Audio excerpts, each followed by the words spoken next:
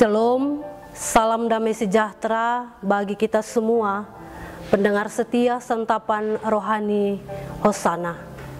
Kasih Kristus menjumpai seluruh sahabat Kristus dengan semangat dan kekuatan surgawi. Hari ini bersama saya, Pendeta Radevi Damayani Konai Herewila Sarjana Teologi. Kita akan bersama disegarkan dengan firman Tuhan yang terpilih dalam Injil Matius pasal 2 ayat 1 sampai ayat 13. Untuk merangkum bagian bacaan firman ini, saya mengambil tema manusia tidak bisa menggagalkan rencana Allah. Sebelum kita membaca dan merenungkan firman Tuhan, mari kita berdoa. Bapa Surgawi, saat ini kembali kami ada di hadirat Tuhan. Kami memohon kuasa-Mu melingkupi kami, untuk supaya kami semua boleh disegarkan dengan kebenaran firman-Mu. Karena kami menjalani kehidupan ini tanpa kekuatan firman-Mu adalah sia-sia. Di dalam nama anak-Mu Yesus Kristus, firman yang hidup, kami berdoa kepada Allah di sorga. Amin. Beginilah bunyi firman Tuhan dari Injil Matius pasal 2 ayat 1 sampai 13. Sesudah Yesus dilahirkan di Betlehem di tanah Yudea pada zaman Raja Herodes, datanglah orang-orang Majus dari timur ke Yerusalem dan bertanya-tanya, "Di manakah dia, raja orang Yahudi yang baru dilahirkan itu? Kami telah melihat bintangnya di timur, dan kami datang untuk menyembah dia." Ketika Raja Herodes mendengar hal itu, terkejutlah ia beserta seluruh Yerusalem. Maka dikumpulkannya semua imam kepala dan ahli Taurat bangsa Yahudi, lalu dimintanya keterangan dari mereka di mana Mesias akan dilahirkan.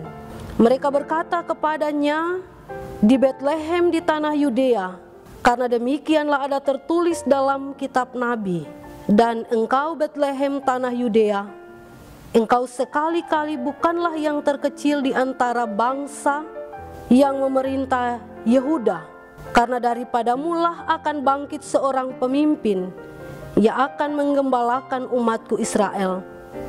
Lalu dengan diam-diam Herodes memanggil orang-orang Majus itu dan dengan teliti bertanya kepada mereka bila mana bintang itu nampak. Kemudian ia menyuruh mereka ke Betlehem, katanya, "Pergi dan selidikilah dengan seksama hal-hal mengenai anak itu, dan segera sesudah kamu menemukan dia, kabarkanlah kepadaku, supaya aku pun datang menyembah dia." Setelah mendengar kata-kata raja itu, berangkatlah mereka. Dan lihatlah, bintang yang mereka lihat di timur itu mendahului mereka hingga tiba dan berhenti di atas tempat di mana anak itu berada. Ketika mereka melihat bintang itu, sangat bersukacita mereka.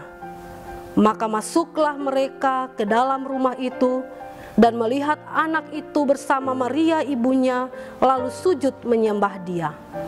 Mereka pun membuka tempat harta bendanya dan mempersembahkan kepadanya, yaitu emas, kemenyan, dan mur.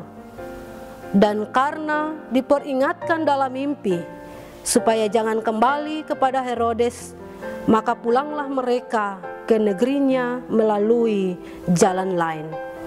Demikianlah firman Tuhan. Sahabat-sahabat Kristus, sejarah Indonesia menyatakan bahwa bangsa ini pernah mempunyai pemimpin negara yang sangat hebat dalam membuat strategi pembangunan jangka panjang.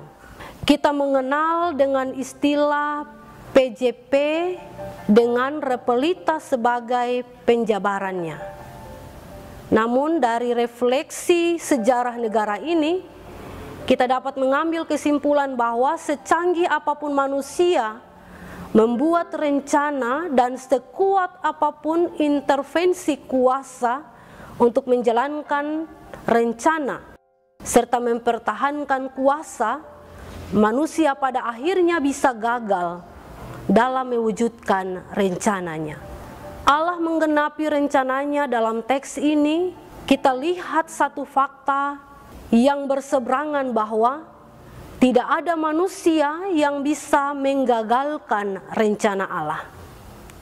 Dari teks ini kita menemukan minimal 2 poin tentang mengapa rencana Allah tidak dapat digagalkan oleh manusia. Yaitu yang pertama, Allah terlibat aktif dalam menggenapi rencana keselamatannya. Beberapa kali kita melihat intervensi ilahi dalam menggenapi kelahiran Yesus, menggerakkan Kaisar Agustus untuk mengadakan sensus sehingga Yesus lahir di Betlehem. Yang berikut memberitahukan kepada orang Majus melalui mimpi dan memberitahukan Yusuf lewat malaikat, Allah berdaulat untuk aktif dalam menggenapi rencananya. Ia adalah Allah yang berkuasa untuk aktif dalam pelaksanaan rencananya.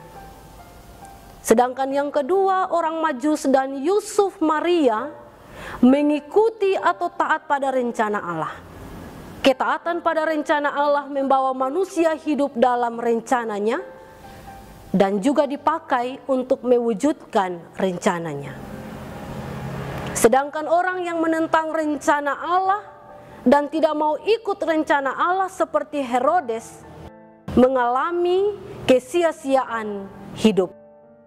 Di sini kita melihat sebuah misteri.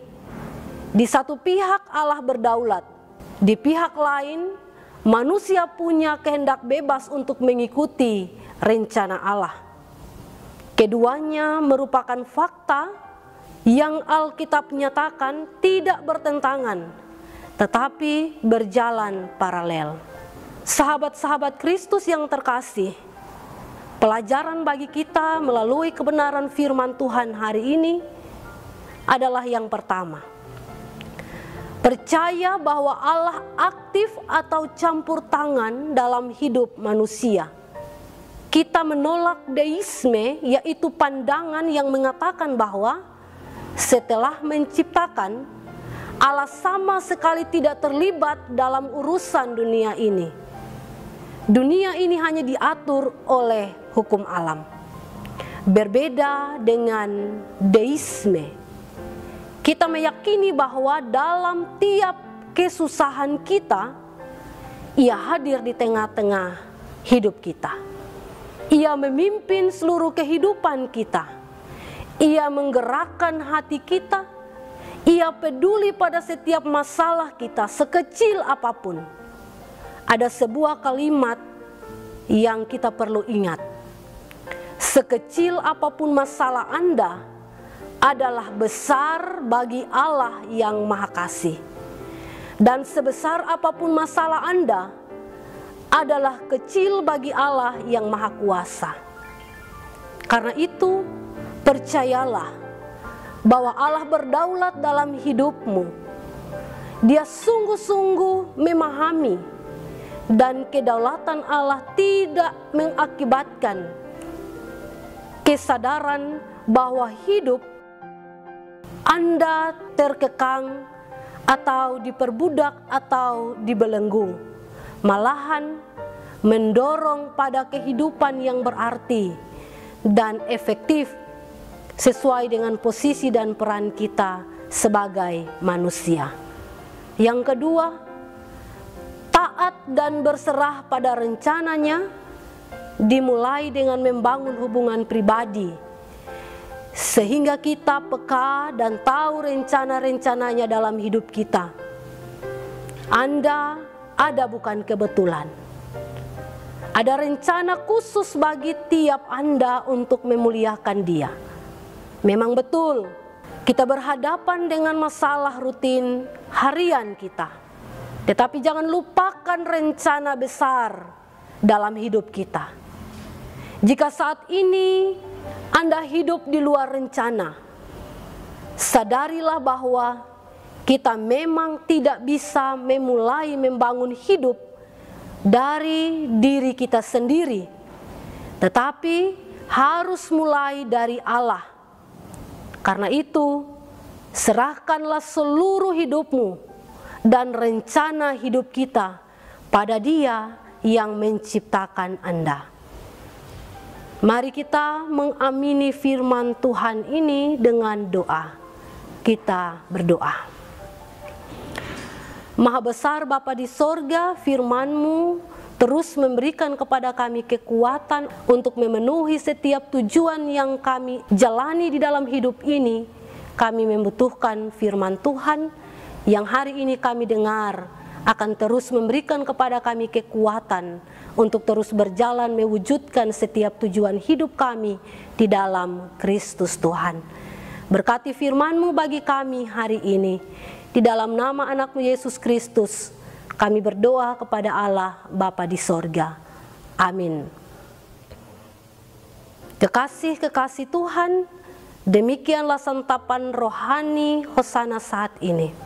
Semoga berkat firman Tuhan menguatkan iman kita, dan sampai jumpa lagi di kesempatan berikutnya. Tuhan Yesus memberkati kita semua. Shalom.